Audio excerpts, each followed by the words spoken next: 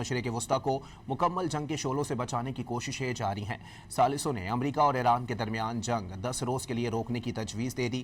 ایرانی تسنیم نیوز کے مطابق تجویز قطر اور پاکستان کی جانب سے دی گئی۔ سینئر ایرانی عہدیدار کے مطابق تجویز کا مقصد امریکہ اور ایران کے درمیان ہونے والا عبوری معاہدہ پر بحال رکھنا ہے۔ ایرانی ترجمان وزارت خارجہ اسماعیل بقائی نے بھی ثالثوں کے ذریعے پیغامات کے تبادلے کی تصدیق کر دی۔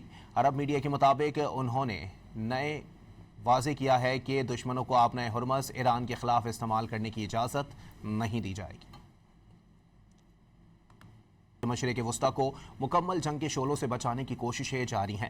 ثالثوں نے امریکہ اور ایران کے درمیان جنگ 10 روز کے لیے روکنے کی تجویز دے دی۔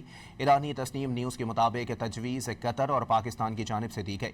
سینئر ایرانی عہدیدار کے مطابق تجویز کا مقصد امریکہ اور ایران کے درمیان ہونے والا عبوری معاہدہ پر بحال رکھنا ہے۔